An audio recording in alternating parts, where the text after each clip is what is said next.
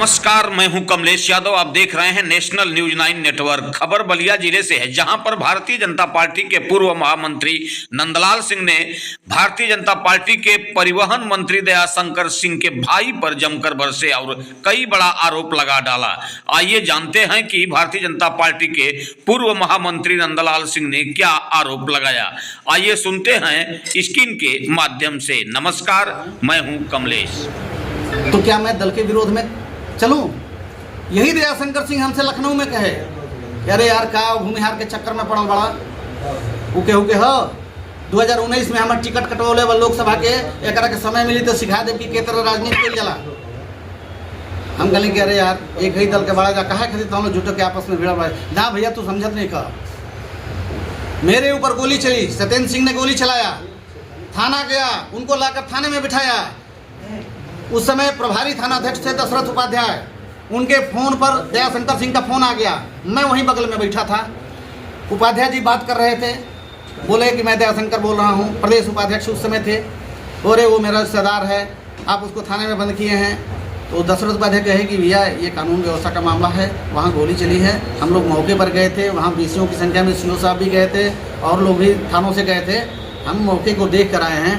नहीं, कोई कार्रवाई नहीं होनी चाहिए। उसके बाद 4 मंत्रियों से उन्होंने फ़ोन किया, दबाव डलवाया।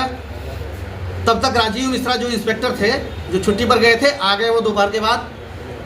राजीव मिश्रा ने हमको धमकी दिया कि ठीक है, उनका भी मुकदमा दर्ज कर ले रहा हूँ, गोली तो कहीं आपको लगी नहीं, चोट तो कहीं है नहीं, आप साबित नहीं कर पाएंगे कि 307 का मामला है।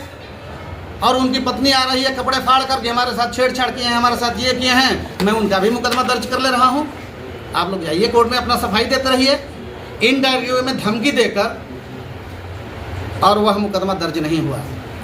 एक मुकदमा उनके ऊपर पहले से दर्ज। सत्येंद्र सिंह अकेले इसमें मुलजिम हैं। नौकरी के नाम पर इन्होंने पैसा लिया, नौकरी कहां तक देंगे, पैसा भी वापस नहीं कर रहे थे। इसके लिए विवाद हुआ, 406 में मुकदमा दर्ज हुआ। अकेले इसमें सत्येंद्र सिंह मुलजिम हैं। FIR में देखिए, वारंट इस पे चल रहा है मुख्य न्यायिक दंडाधिकारी बलिया से, लेकिन पुलिस इनको उठा नहीं रही है, इसलिए कि ये मंत्री के रिश्तेदार हैं। जमीनों से अवैध कब्जा इसलिए नहीं खाली कराया जा रहा है ग्राम समाज की, इसलिए कि ये मंत्री के रिश्तेदार हैं। सरकारी जमीन से कब्जा इसलिए नहीं खाली कराया जा रहा है कि ये मंत्री के रिश्तेदार हैं।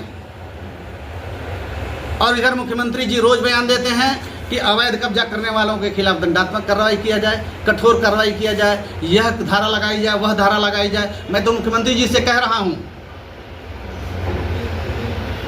कि पहले अपने मंत्रियों के द्वारा जब्त किए गए और कब्जा किए गए अवैध संपत्तियों से वो कब्जा हटावें,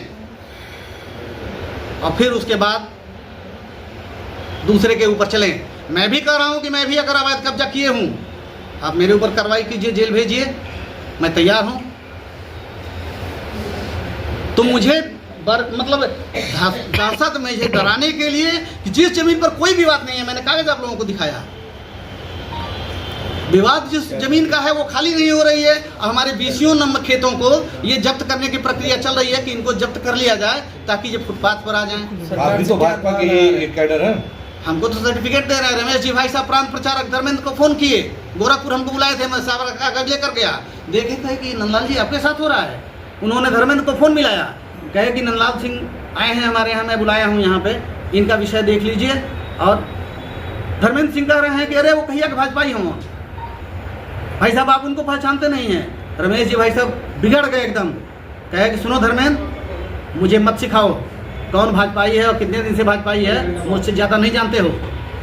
बलिया में विभाग प्रचारक रह चुका हूँ और जितनी तुम्हारी उम्र हुई है उससे अधिक दिन से नंदलाल सिंह भाजपा में काम करते हैं, मैं देखता हूँ। तो हमको सर्टिफिकेट मत बांटो, बता दे रहा हूँ कि ये अपने हैं, लेकिन अगर गलत कर रहे हो तो इनकी मदद ना करो, अगर सही हैं तो इनका काम होना चाहिए। आज तक धर्मेंद्र सिंह एग्रेसिव हो गए, फ्रंट खोल कर। आज भी मैं कहीं फ्रंट नहीं खोला हूँ, एक बयान मेरा आप नहीं दिखाएंगे जो मैं उन लोगों के खिलाफ कहीं दिया हूँ, लेकिन अपने हक की बात रख रहा हूँ, अपने हक की लड़ाई लड़ रहा हूँ। इसके लिए मुझे धमकियाँ दी जा रही हैं। ठीक।